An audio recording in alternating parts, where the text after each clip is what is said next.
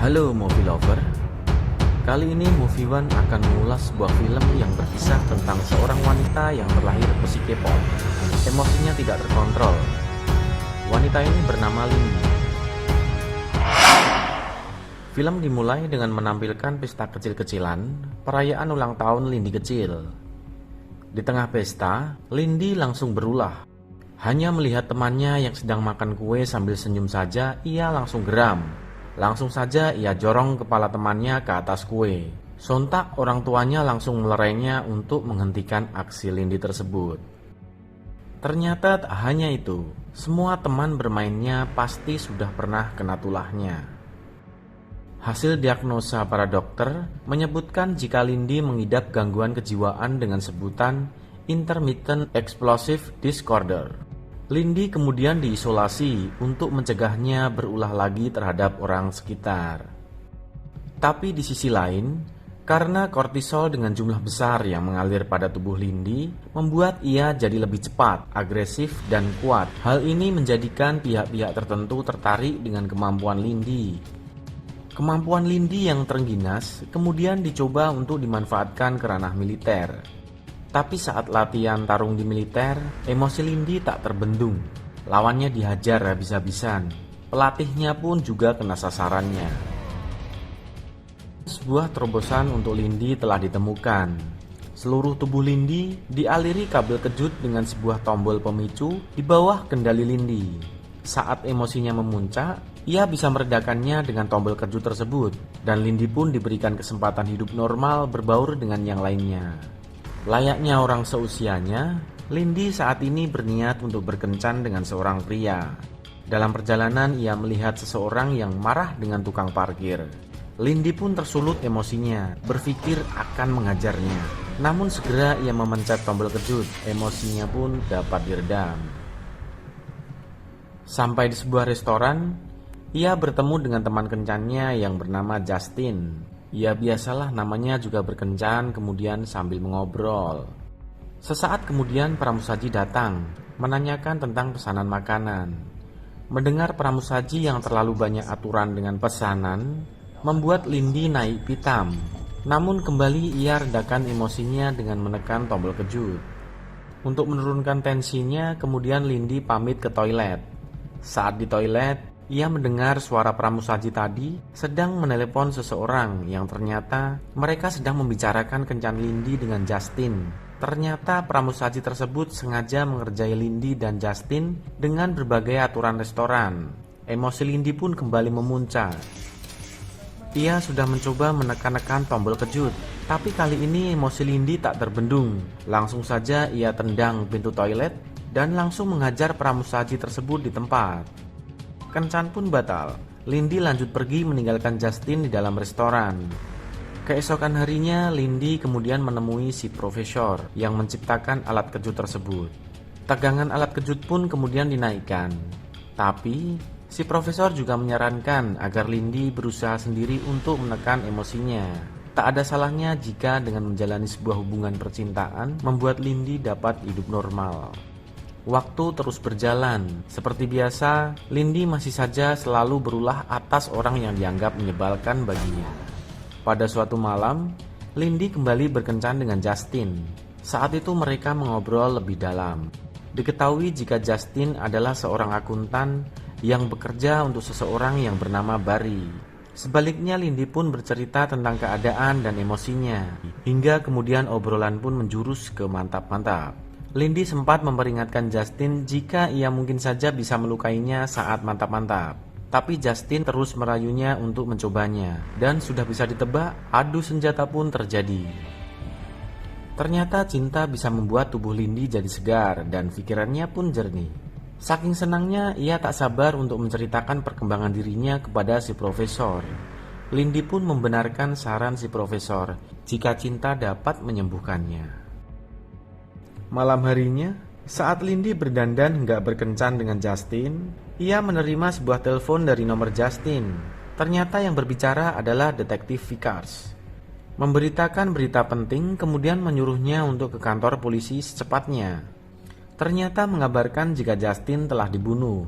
Mayatnya ditemukan di tempat sampah dengan luka tembak di kepala. Lindy pun terpukul mendengarnya. Apalagi saat menanyakan siapa pelakunya, detektif pun hanya memberikan sebuah harapan semoga segera ditemukan. Hal ini tentu saja membuat emosinya memuncak. Ia sempat berpikir akan menghajar kedua detektif itu, namun alat kejutnya dapat meredakan amarahnya. Bisa ditebak jika Lindy sudah pasti akan bertekad mencari siapa pelakunya tersebut. Misi dimulai dengan Lindy menyusup ke kantor polisi tempat barang bukti disimpan. Ia mengambil dompet dan handphone Justin. Dua detektif itu mengetahuinya dan adu kejar pun terjadi.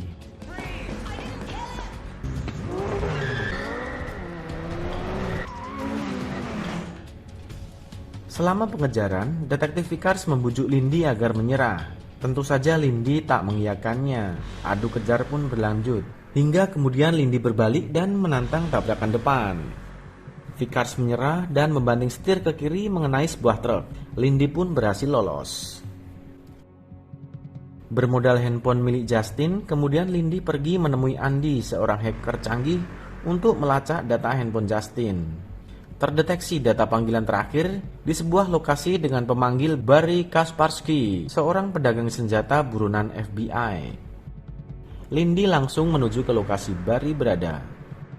Di sana Barry nampak sedang memimpin acara tarung bebas. Lindy pun menghentikan acara tersebut, kemudian mendekati si Barry dan to the point aja langsung menanyakan apakah ia terlibat atas pembunuhan Justin pacarnya. Barry pun tak semudah itu menjawab pertanyaannya. Kemudian menantang Lindy jika bisa melawan 3 orang terbaiknya, ia pun akan menjawabnya. Tanpa ampun, Lindy pun kemudian mengkoyak-koyak ketiga orang tersebut. Barry pun menghentikan pertarungannya, kemudian mengajak Lindy untuk mengobrol di dalam mobil. Lindy lanjut menagih janjinya, tapi Barry mengelak dan menyuruh anak buahnya untuk menodongkan senjata ke Lindy. Dengan satset, Lindy melumpuhkannya, kemudian menyandera si Barry. Dengan ancaman, akhirnya Barry menyebut nama Gareth Wiesel. Untuk mencari keberadaan Gareth Wiesel, Lindy kemudian mendatangi detektif Vickers yang masih terbaring di rumah sakit karena kecelakaan tempo hari.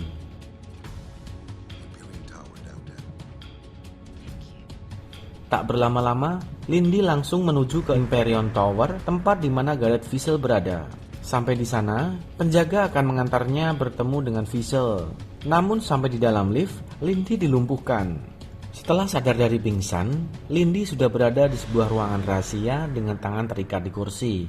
Kali ini si penjaga hanya memperingatkan Lindy agar kembali pulang dan melupakan kejadian tersebut karena Wiesel tidak terlibat atas kematian Justin. Saat menuju ke apartemennya, Lindy merasa ada yang tidak beres dengan pintunya. Lalu ia masuk lewat jendela. Ternyata di dalam sudah terpasang sebuah bom. Ia pun kemudian mengambilnya dan membawanya dengan sebuah tas, lantas menggantinya dengan meledakkan kompor agar seolah-olah ia sudah tewas terkena bom tersebut. Masih penasaran dengan Gareth Wiesel, Lindy menyelinap ke puncak Imperial Tower dengan memanjat tembok. Namun sampai di atas, lagi-lagi ia tertangkap oleh si penjaga. Tapi kali ini Lindy dibawa ke hadapan Wiesel.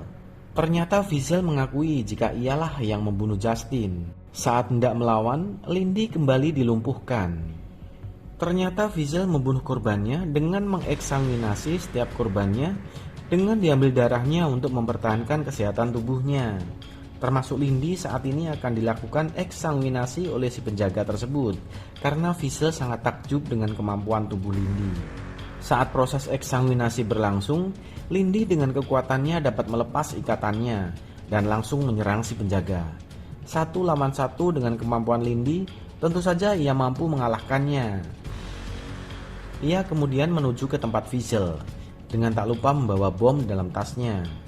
Namun saat tiba di ruang Wiesel, Lindy kaget, ternyata Wiesel sudah dalam keadaan tewas. Di luar dugaan, tiba-tiba Justin muncul dari belakang Wiesel. Ternyata selama ini, Justin hanya memanfaatkan Lindy. Bahkan ia juga mengaku jika selama ini ialah yang membiayai profesor dan tim peneliti atas penyakit jiwa Lindy. Lindy yang tak terima ia hanya diperalat, kemudian melawannya. Namun Justin ternyata juga mempunyai alat kejut dan kemudian menekannya berkali-kali hingga Lindy terjatuh.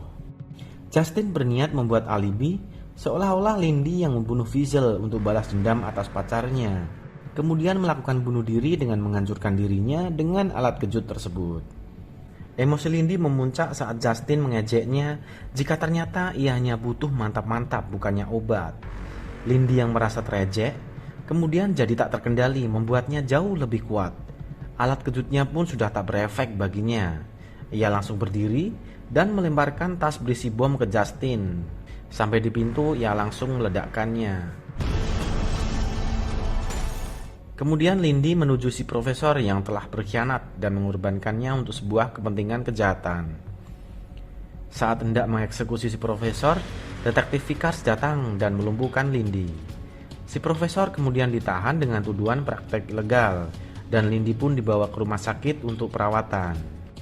Film diakhiri dengan Lindy yang pulang ke apartemennya, kemudian didatangi oleh seorang wanita yang sepertinya pernah dikenalnya, lalu menawarkan Lindy untuk bergabung pada sebuah misi yang pas dengan kemampuannya. Terima kasih sudah menyaksikan Movie One. Pastikan untuk klik like, subscribe, dan loncengnya ya kawan. See you next movie.